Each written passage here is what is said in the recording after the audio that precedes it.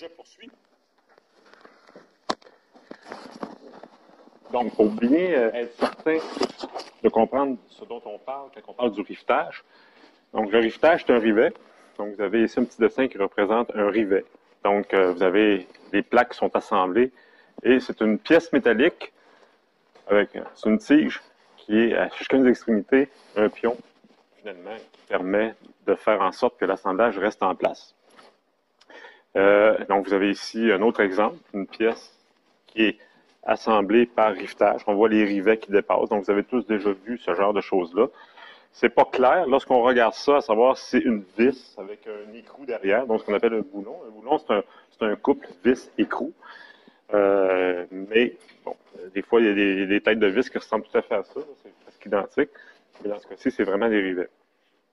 Et la manière dont on procède pour installer un rivet, c'est pas du tout comme un boulon. Un boulon, c'est simple. On a une vis avec des filets. On insère un écrou. L'écrou a ses propres filets à lui aussi. Et là, on tourne, puis ça se serre ensemble. Un rivet, c'est pas du tout ça. Donc, un rivet, c'est simplement une tige. Il n'y a pas de filet avec la tête qui est sur une des extrémités. Et puis, on va placer la deuxième tête qui vient à part sur la deuxième extrémité.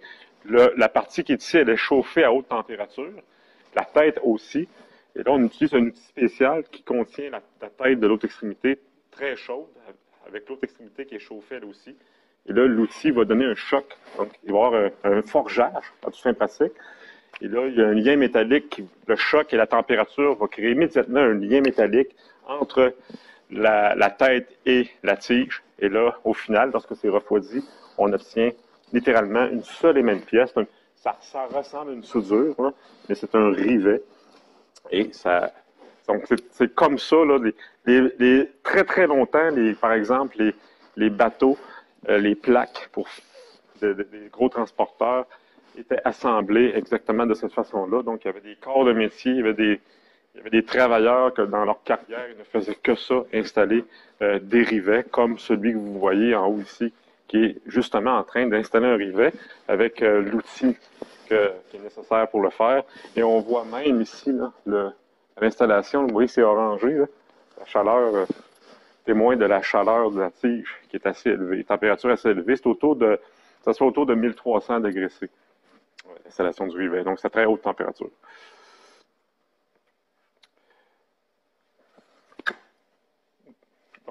Et les boulons, ben, tout le monde, c'est quoi des boulons? Le couple vis-écrou. Donc, on assemble comme cet assemblage que vous voyez ici. Et finalement, on serre la vis ou l'écrou pour finalement venir en place solidement les deux pièces à assembler. Donc, on comprend très bien le principe. Et l'avantage que ça procure ça par rapport au rivet, c'est qu'on peut l'enlever et remettre le même écrou. Donc, c'est plus difficile avec les rivets. Les rivets, il faut vraiment tout défaire, tout casser, parce que les rivets ne s'enlèvent pas. Principaux procédés d'assemblage. Donc, le soudage. Donc, c'est un petit peu le cœur du chapitre, là. On va parler, le soudage. Le soudage est une liaison permanente, comme les rivets, mais une liaison encore plus intime, parce que, littéralement, le soudage, là, un peu comme le brasage dont je parlais tantôt, on va assurer une continuité métallique. Donc, les deux matériels à assembler vont devenir une seule et même pièce métallique. Okay? Donc, c'est une liaison permanente. Les avantages du soudage, la qualité du dépôt. C'est très répandu maintenant. C'est de loin le principal mode d'assemblage métallique aujourd'hui. C'est esthétique, ben, pas de boulon, pas de rivet. Donc, on a une continuité de matière. Donc, du point de vue de l'esthétisme, bon, c'est peut-être plus beau. Bonne étanchéité. Donc, le fait qu'il y ait des trous pour réaliser les boulons ou les rivets, dans les cas où ça prend de l'étanchéité, ben, ça peut être problématique, mais dans le cas du soudage, on a une continuité de matière. Il n'y a pas de trou, il n'y a pas de pore, il n'y a rien. Donc, c'est beaucoup plus étanche. Et ça permet une certaine diminution de poids parce qu'on évite l'utilisation des vis et puis des écrous. Donc, un petit gain en légèreté, disons, dans les assemblages reliés à l'utilisation du soudage. Par contre, il y a des inconvénients, parce que rien n'est parfait dans ce bas monde. Mais les inconvénients, si on travaille bien, puis si on suit les procédures, on peut les contourner. Okay?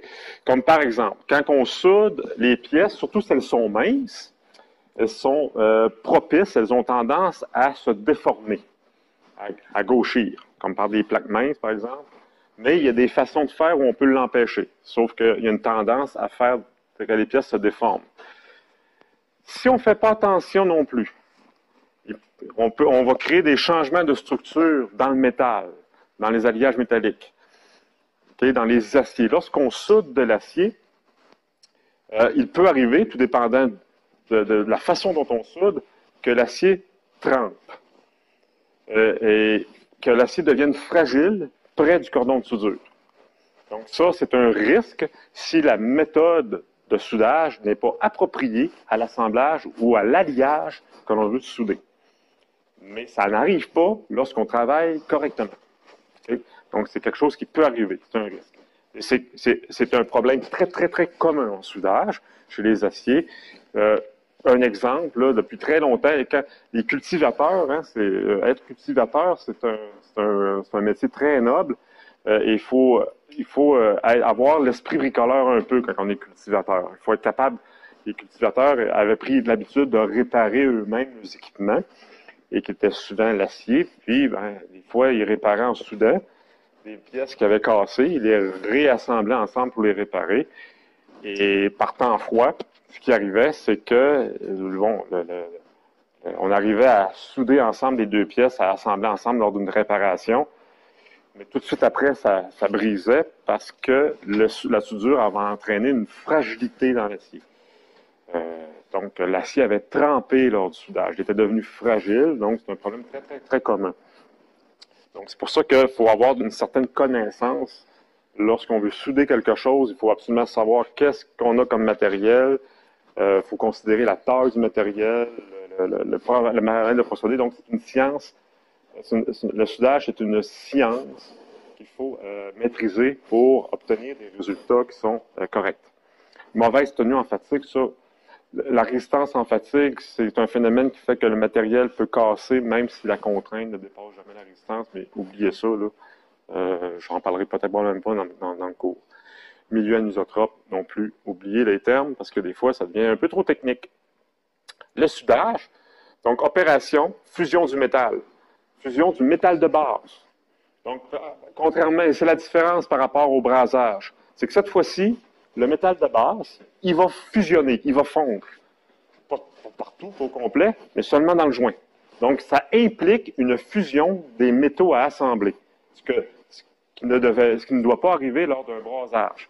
Donc, la distinction claire entre le brasage et le soudage, c'est que dans le brasage, ce n'est que le métal d'apport qui fusionne, tandis que dans le soudage, c'est le métal de base doit fusionner dans le joint et il peut y avoir utilisation de métal d'apport, mais ce n'est pas obligatoire. Donc, la soudure, c'est le résultat du soudage. C'est le nom du joint. On appelle ça une soudure. Le joint, c'est le lieu de contact, à l'endroit même où les deux pièces vont finalement fusionner ensemble pour faire une seule pièce. La gorge, c'est l'espace à remplir de métal. Là, je suis en train de définir des termes, puis après ça, je vais vous mettre une image, puis je vais vous indiquer exactement c'est quoi. Assemblage, c'est la réunion d'éléments différents. Puis le chanfrein, c'est la préparation des bords de la pièce dans le joint avant le soudage. Et là, je vous montre ici ce que ça veut dire. Donc, vous avez au départ, quand on soude, on va approcher les deux pièces à assembler ensemble. OK? Souvent, on va assurer, quand on veut utiliser du métal d'apport, on ne collera pas les pièces ensemble. On va assurer un certain espacement de quelques 16e de pouce. Et puis, là, après ça, on va réaliser la soudure. Comme ici, vous avez un assemblage qu'on appelle bout à bout. Donc, les deux plaques sont une à côté de l'autre, puis on va faire le joint comme ça. On appelle ça un assemblage bout à bout. Par rapport, par exemple, ce qu'on appelle ici, c'est un assemblage en T. On a deux plaques en forme de T. Là, généralement, quand on fait ça, ça prend deux cordons de soudure. Ça prend une soudure ici, ça en prend une de l'autre côté aussi. Donc ça, c'est un assemblage en angle intérieur ou en T. Il y a des assemblages en angle extérieur ou en coin, donc comme ça ici. Donc, la cordon de soudure va être ici. Et puis, il existe aussi des assemblages par recouvrement. Donc, c'est deux plaques qu'on assemble ensemble, mais au lieu de les mettre bout à bout, comme tantôt, on les met une par-dessus l'autre. Comme ça ici, puis on va faire une soudure ici, un cordon le long de la plaque, puis un autre là. Donc, c'est une autre façon d'assembler des plaques ensemble. Donc, préparation des barres, le chanfrein. C'est quoi le chanfrein? Bien, regardez ici, on le voit très bien. Vous avez deux plaques qu'on veut souder ensemble. Et regardez, les bords, ils sont à un certain angle. On n'a pas un angle droit, on a un certain angle, comme ça, de façon à ce que lorsqu'on regarde la préparation de côté, on peut voir un V. Donc, il y a un angle, de 35, 50 degrés, tout dépendant. Et ça s'appelle, la préparation, là, ça s'appelle le chanfrein. Donc, très souvent, avant de souder les plaques, par usinage, on va donner un angle. Puis, ce que ça fait, pourquoi qu'on va faire ça comme ça ici? Parce que ça fait comme un réservoir. C'est comme un plat, OK? Puis, le métal d'apport qu'on va déposer, parce qu'on fait ça généralement quand on veut mettre du métal d'apport, bien, le métal liquide qui va tomber, bien, il va tomber comme dans un réservoir. OK? Puis, ça va faciliter le joint. Puis ici, on va assurer un certain espacement, mais pas trop grand. Comme ça, le métal, ce qu'il va faire, c'est qu'il va pouvoir combler tout l'espace entre les deux chanfreins sans couler finalement en dessous. Parce qu'il va se solidifier avant. Donc, ça permet de faciliter finalement la fusion, la réalisation du joint de soudure. Donc, vous voyez ici un genre aussi un chanfrein qu'on peut faire aussi. On peut faire des chanfreins en X ou en V comme ça, puis un V comme ça ici. Il y en a un ici. Donc, on peut faire toutes sortes de types de préparations comme ça, de manière à faciliter la réalisation du joint. Donc, ça, c'est un chanfrein. Donc, oui, bien ça, le type de chanfrein qu'on peut faire, la préparation du joint avant le soudage. Il y a à bord droit, bien, ça va être comme ça, on ne fera pas de chanfrein en réalité. La préparation en V, en demi-V, on peut même faire des U ou des J. Donc, c'est des possibilités qui existent. Donc, vous voyez ici là, une représentation d'un joint bout à bout. L'espace entre les deux plaques avant le soudage, l'espace qu'on laisse aux deux plaques ensemble, bien, ça s'appelle un écartement à la racine. L'endroit qui est ici, là, ça s'appelle la racine. Et ça, c'est l'espace entre les deux. On appelle ça l'écartement à la racine. L'angle du chanfrein, donc c'est l'angle de coupe de préparation par rapport à une normale qui est ici. Donc, c'est l'angle en degrés par rapport à la normale verticale et finalement, le sens du chanfrein qui est là, c'est l'angle du chanfrein. L'angle d'ouverture, c'est les deux angles. Les deux angles de chanfrein additionnés ensemble, c'est l'angle d'ouverture. La face chanfreinée, c'est la face qui est ici. Ça, c'est le chanfrein. Ça, c'est l'autre chanfrein de l'autre plaque. Le méplat ou le talon, c'est ça ici. Vous voyez, là, il y a un petit espace qui est ici. Là. Ça, c'est le méplat. La distance qu'on assure ici, c'est la distance du méplat. Et 6, la profondeur de préparation, c'est la distance entre le dessus de la plaque et le début du talon, comme ça. Donc, c'est des définitions en soudage qu'on va utiliser pour bien paramétrer finalement la préparation de la plaque avant une opération de soudage. Donc, le soudage, ce qui est bien important de comprendre, c'est la création d'un lien métallique entre deux surfaces métalliques. Donc, c'est vraiment là, à la fin d'une opération de soudage, on a en réalité vraiment une seule et même pièce. Quand vous collez deux matériaux ensemble, avec une colle, on a encore deux pièces distinctes. Mais en soudage, c'est pas comme une colle. Vraiment, on fusionne le métal, et là, les deux pièces deviennent une seule pièce. Donc, composition similaire entre le métal d'apport et le métal de barre. Quand on utilise du métal d'apport, parce qu'il existe beaucoup d'aciers différents, comme je l'ai expliqué au début du cours. Il y a des aciers qui contiennent du chrome, du nickel, etc. Quand on veut souder deux pièces en acier ensemble d'un certain alliage, il faut que le métal d'apport, qui va servir à réaliser le joint, soit une composition chimique qui va ressembler au métal de base. Brassage, je t'envoie ça, là. Ça n'a pas d'affaire là.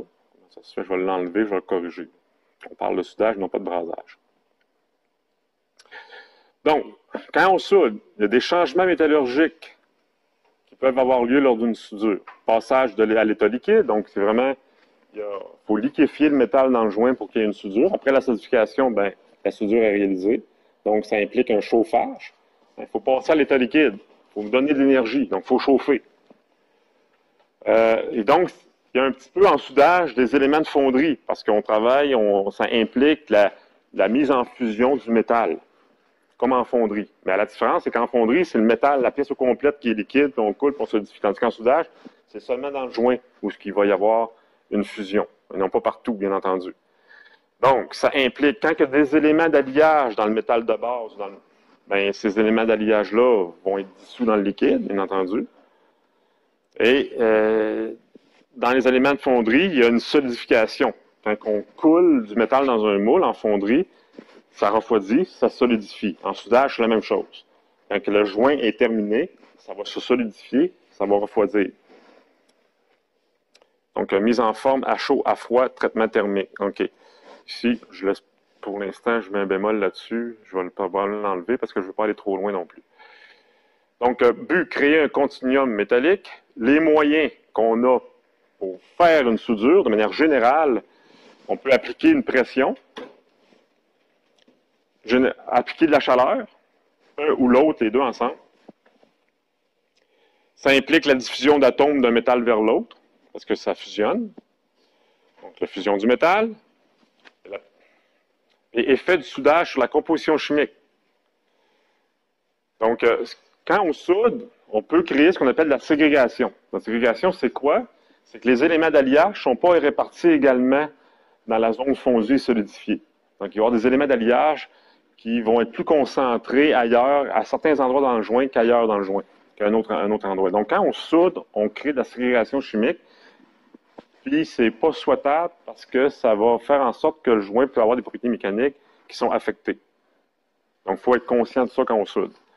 On peut, souvent, il y a beaucoup de procédés qu'on utilise du gaz pour protéger le métal liquide. Parce que, par exemple, l'acier, le fer à l'état liquide, il s'oxyde extrêmement facilement avec l'oxygène. Mais c'est le cas de tous les métaux. L'oxydabilité des métaux augmente fortement avec la température. Donc, ce qui arrive lorsque les métaux à l'état liquide, particulièrement le fer, le titane aussi, lorsque le métal à l'état liquide est exposé à l'oxygène de l'air, le fer s'oxyde pour former des oxydes. Et puis, lors du refroidissement, ça va créer des gaz avec la réaction du carbone avec l'oxyde. Donc, on peut faire emprisonner des gaz dans le cordon de soudure. Puis ça représente un défaut en soudage. Ça représente un point de faiblesse. Ça va affaiblir l'assemblage sur des gaz emprisonnés. Présence de gaz dissous, donc, comme par exemple l'hydrogène. Mais ça, je ne focus pas trop là-dessus parce que ça devient un petit peu trop technique. Donc, les gaz et oxydes emprisonnés forment des inclusions et des porosités. Donc, des vides ou des porosités, puis des inclusions. Les inclusions, c'est des particules d'oxyde dans le métal. Ça affecte la qualité de la soudure. C'est des composés qui sont fragiles, les inclusions d'habitude, donc ça fait en sorte que le joint peut être fragilisé. Donc, réduction de la qualité des performances de l'assemblage soudé. Donc, à cause de la présence de ces défauts-là, un assemblage peut démontrer une défaillance subite, c'est-à-dire casser de manière inattendue. Okay? Donc, là, j'y vais avec les procédés. Comment on peut souder? De manière concrète, bien, il y a tout un pan de procédés en soudage qu'on appelle les procédés à l'arc. Soudage à l'arc. On parle d'un arc électrique. Okay, ce n'est pas l'arc avec des flèches, là. Il y a un arc électrique. Donc, ça implique une fusion du métal d'apport et une partie du métal de base. Et la chaleur, elle est apportée par un arc électrique à très haute température. Okay. C'est comme ça qu'on va apporter la chaleur dans les procédés à arc. Donc, propreté du bain de fusion, impureté flotte sur le bain. Bon, ben ça, c'est un petit détail. Parce que quand il y a un bain de fusion, le bain de fusion, c'est la partie liquéfiée dans le cordon de soudure. Okay. Changement métallurgique au niveau du cordon de soudure, ça c'est correct. Soudage à l'arc avec électrode enrobée. Donc, les procédés à l'arc se subdivisent en plusieurs méthodes. La première que j'aborde ici, c'est le soudage à l'arc avec électrode enrobée. Donc, pour faire un arc électrique, ça prend une électrode. Et pour faire un arc électrique, ça prend du courant électrique. Donc, ça prend une source de courant qui va être acheminée à travers une électrode.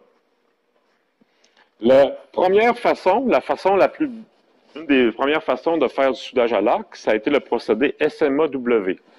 C'est une abréviation d'un terme anglophone qui veut dire Shield Metal Arc Welding. Shield, c'est protection, pourrait-on dire. Donc, c'est une électrode enrobée.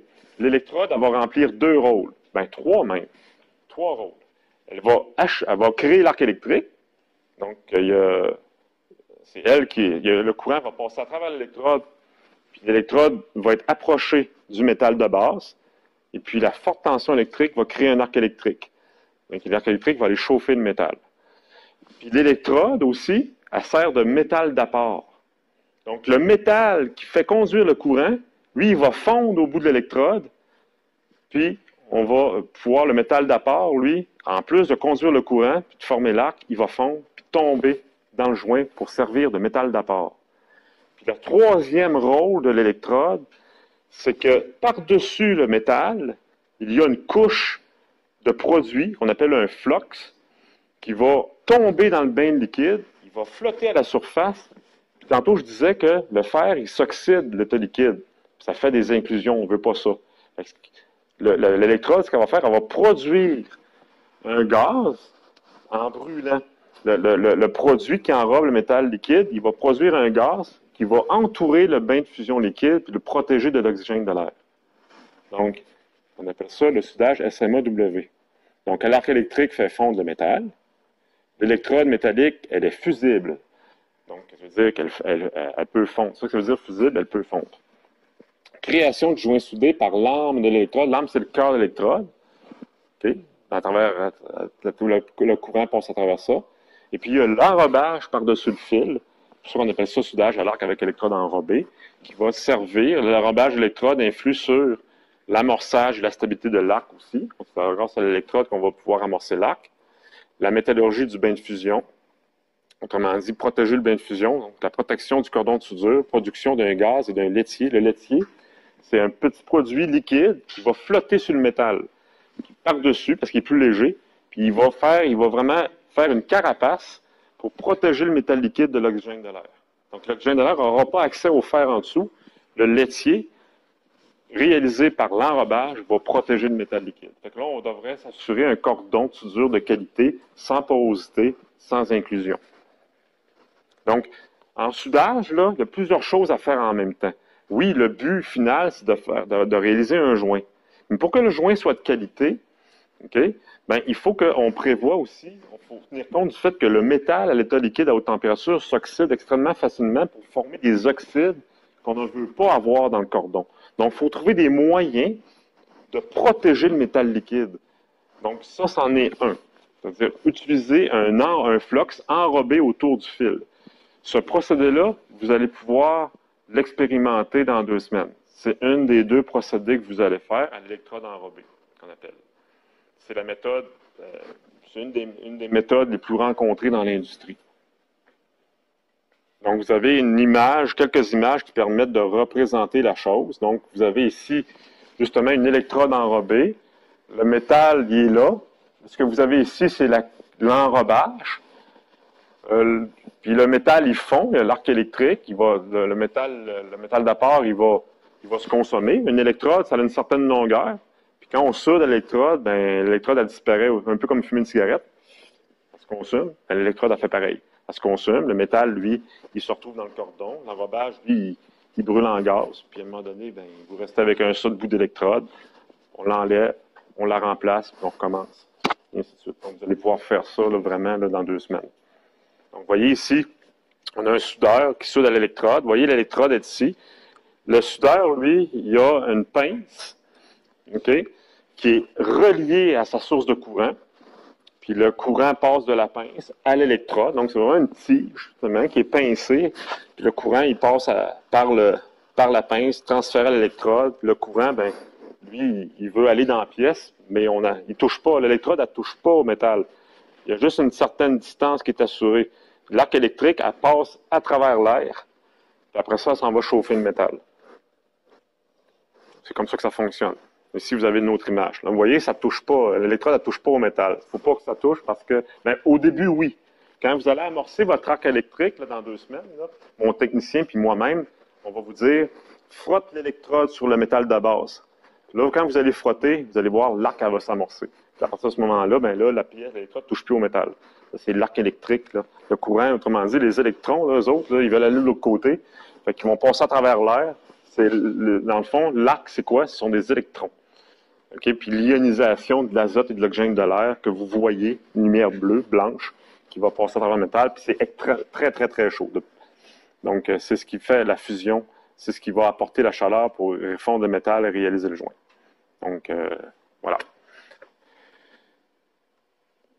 Ensuite, un deuxième procédé à l'arc qui existe aussi, très utilisé, le soudage à l'arc sous gaz avec fil solide. Lui aussi, vous allez pouvoir l'expérimenter dans 2 semaines. Communément appelé le MIG. Ceux qui connaissent un peu le soudage, là, c'est certain que vous avez entendu le terme. MIG. MIG, ça veut dire quoi, ça? Ben, en français, c'est MIG. En anglais, c'est GMAW. Ça veut dire Gas Metal Arc Welding. En français, MIG, c'est métal inerte gaz. OK? Donc, G, c'est gaz, I, c'est inerte, M, c'est métal. Pourquoi? Pour faire référence au type d'électrode qui est utilisé ici. Donc, Gas Metal Arc Welding en anglais, GMAW. Et quelle est la particularité de ce procédé-là? Bien, c'est un soudage sous protection gazeuse. C'est un gaz qu'on utilise et non pas un flux.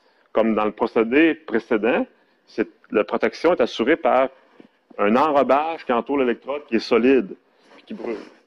Là, ce qu'on fait, c'est qu'on va utiliser une bouteille de gaz, okay, qui va être projetée avec l'électrode, autour de l'électrode, directement sur la zone fusionnée du métal. Et c'est le gaz qui va protéger la belle fusion de l'oxygène de l'air. Donc, c'est un soudage sous protection gazeuse. L'électrode métallique, elle est fusible. Donc, l'électrode sert, comme dans le procédé précédent, il sert aussi de métal d'apport. Donc, l'électrode, elle a 2 rôles. Acheminer le courant, réaliser l'arc électrique. Et au bout de l'électrode, la température est assez élevée que l'électrode a fond, comme dans le procédé précédent, puis elle sert de métal d'apport en même temps. Mais là, on a juste l'électrode, c'est juste le métal. Il n'y a pas d'enrobage autour. Parce que la manière que ça fonctionne, je vais avoir une image tantôt, vous allez mieux le comprendre. Et le gaz qui est utilisé, ça peut être différents gaz. 3 principalement. Argon, hélium. Okay? Quand on utilise l'un ou l'autre de ces 2 gaz-là, ça va s'appeler le MIG. Parce que l'argon et l'hélium, ce sont des gaz inertes. Okay? Ce sont des gaz qui ne réagissent pas jamais chimiquement. Ils n'oxydent rien, ils sont inertes. C'est tout le groupe dans le tableau périodique. La dernière colonne de droite, là, si vous êtes un peu familier, si vous vous souvenez un petit peu de vos cours de chimie de secondaire, c'est le groupe, la dernière colonne de droite, où vous avez ce qu'on appelle les gaz rares, ou les gaz inertes. Ça commence par l'hélium. Ensuite, quand vous descendez la colonne, vous allez retrouver l'argon aussi, d'autres gaz aussi qu'on retrouve. Donc, ces gaz-là, là, ils ne réagissent pas du tout. Fait qu'eux autres, là, quand ils vont être en contact avec le fer liquide, le fer est protégé. Ils ne se font pas oxyder par ces 2 gaz-là. Fait que l'hélium et l'argon vont aller remplacer l'air au contact du bain de fusion. Donc, ça va être projeté continuellement pendant l'opération de soudage. Mais on peut, pour des fois, pour certaines raisons, pour augmenter la température du bain de fusion dans certains procédés, on peut remplacer ces 2 gaz-là. Au lieu d'utiliser l'hélium et l'argon, on va utiliser du CO2. Une bouteille de gaz de CO2 pur, puis on va protéger le bain de fusion avec du CO2.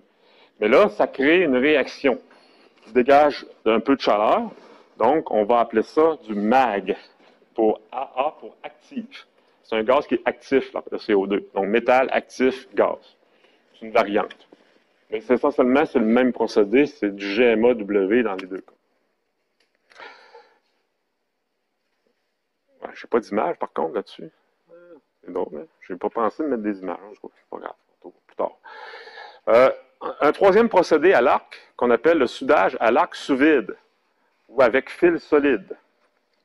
MIG. Ah, mais non, c'est un autre, c'est le même procédé. J'en ai des images qui s'en viennent, ça va long. Donc, le MIG. Je parle encore du MIG, on est encore sur le même sujet. Donc, forte pénétration, effet de polarité inverse du procédé. Donc, ça, c'est un détail, je reviendrai. Parce que là, on fait une comparaison avec un autre procédé dont je parlais tantôt, le TIG.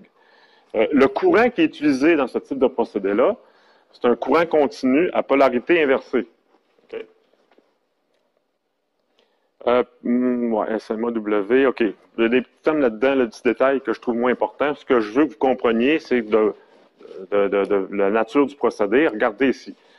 Ici, vous avez ce qu'on appelle la buse. OK? Le fil, il dépasse ici. Ça, c'est l'électrode. C'est à travers ce fil-là que le courant va être transmis et que l'arc va être créé. C'est le métal d'apport aussi.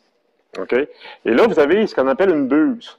Donc, c'est une grande ouverture. Vous voyez que le fil, comment il est petit par rapport à l'ouverture, bien, le gaz, l'argon ou l'hélium ou le CO2, va sortir ici.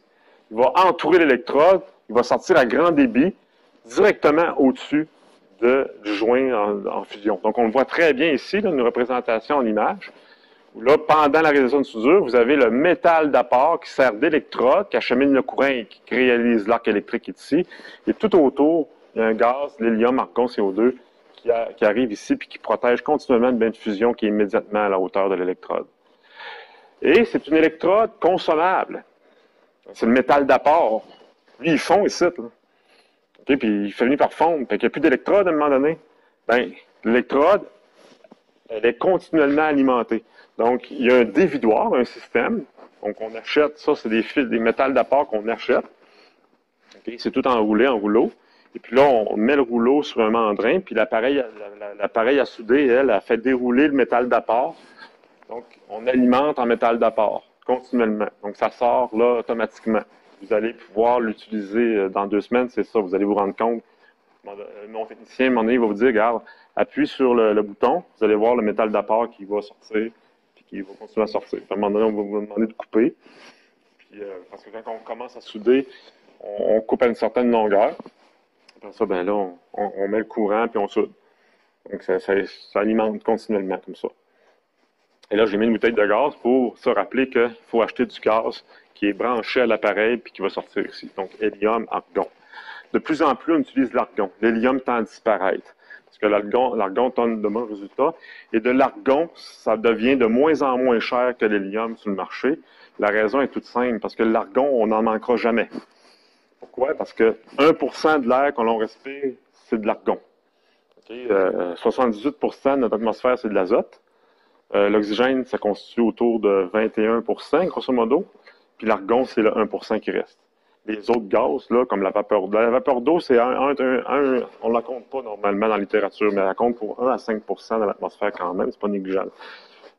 Les autres gaz, c'est des traces. Là. C'est l'argon, c'est quand même 1% de notre atmosphère. C'est une molécule sur 100 dans l'air, c'est de l'argon. Fait qu'on n'en manquera jamais, jamais. Et comment on réalise des bouteilles d'argon pur, parce que c'est de l'argon pur qu'on prend, ben, c'est un procédé de distillation.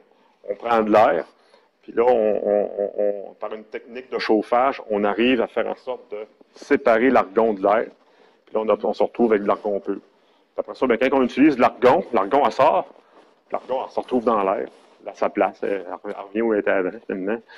Mais de l'hélium, c'est pas de même. L'hélium, il n'y en a pas dans l'air. Il n'y en a pas dans l'atmosphère de manière naturelle. L'hélium, elle vient de la Terre. L'hélium, quand on exploite les gaz naturels, l'hélium accompagne le gaz naturel dans les sources d'exploitation de gaz naturel. Donc, c'est un sous-produit, l'hélium, finalement, de l'exploitation du gaz naturel. Fait qu'on arrive à le séparer comme ça aussi à l'état pur du gaz naturel, mais à un moment donné, on va tout l'épuiser. Il n'aura plus à un moment donné de l'hélium. Fait que là, on va utiliser, c'est pour ça qu'on essaie d'utiliser que de l'argon pour conserver le plus possible nos réserves d'hélium. Parce que l'hélium, après ça, quand l'hélium sort, là, on ne peut pas le récupérer après. L'argon, on peut le récupérer, mais l'hélium, ce qu'elle fait, c'est qu'elle est tellement plus légère que l'air, qu'il s'en va pas se perdre dans l'espace. La gravité n'est même pas capable de retenir l'hélium tellement qu'il est léger. L'hélium finit par monter, puis elle s'en va, puis elle est perdue à tout jamais. Okay? Tant que l'argon, c'est pas ça. L'argon, c'est plus lourd, ça reste avec nous. OK. Un petit peu plus loin, je vais continuer encore un autre 5 minutes avant une pause. Et là, je vais avec un troisième procédé à l'arc. On est rendu au troisième. Le TIG. Ceux aussi, là, ceux qui sont un petit peu familiers au domaine du soudage ont aussi entendu parler de ce terme-là, le TIG. Il ne faut pas confondre avec l'animal. L'animal, c'est tigre. Là, c'est TIG, le gras. Ça veut dire quoi, TIG? Ben, ça fait référence à l'électrode qui n'est pas... ici, ce qui fait la particularité du TIG, c'est que l'électrode, elle n'est pas consommable. Puis c'est une électrode avec un métal bien particulier qui s'appelle le tungstène.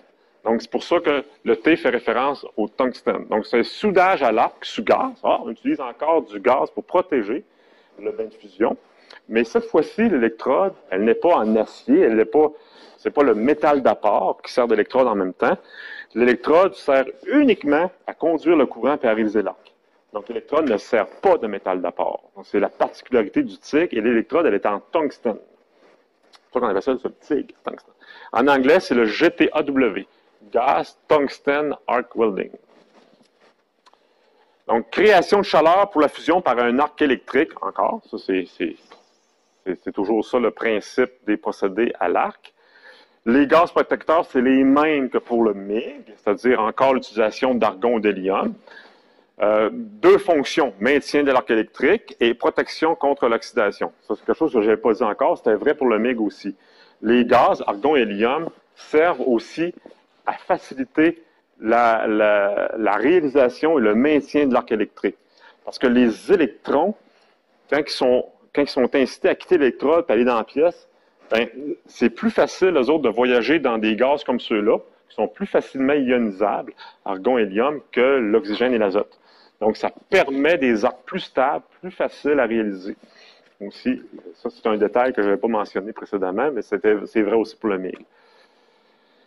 L'électrode, et là, ce qui fait la particularité du MIG, c'est que cette fois-ci, l'électrode, elle n'est pas fusible.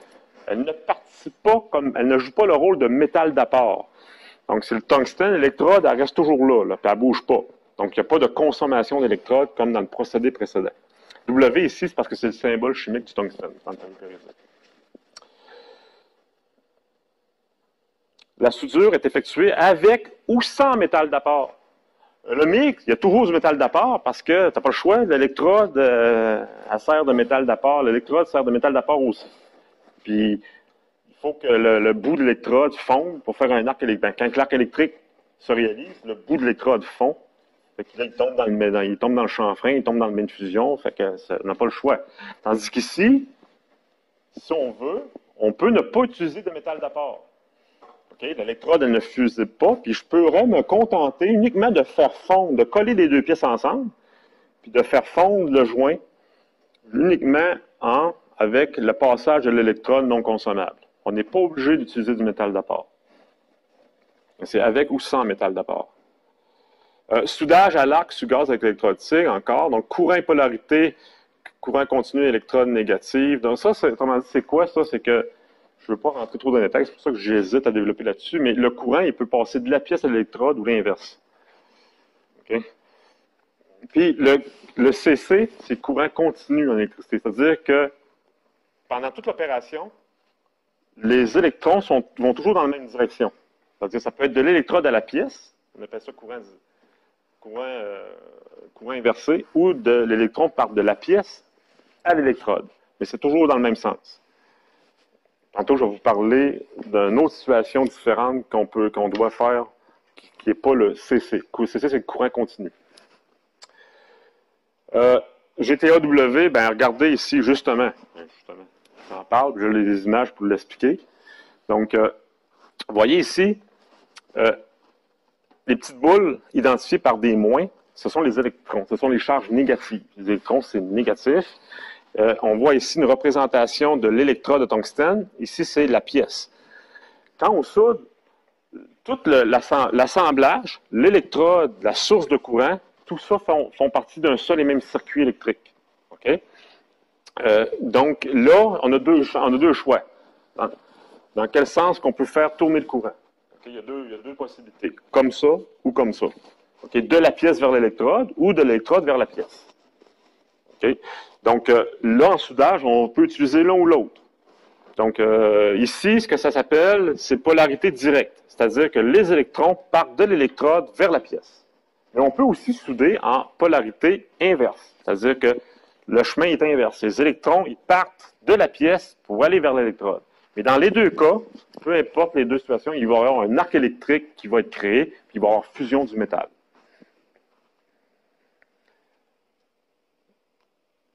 Donc, ce qui fait la particularité du TIG, c'est qu'on a une chaleur plus grande réalisée que l'électrode, une meilleure pénétration, Courant continu, polarité directe. Obtention d'un cordon large présentant peu de pénétration pour un courant continu. Avec ça, c'est des détails, oubliez ça, on va enlever ça dans le...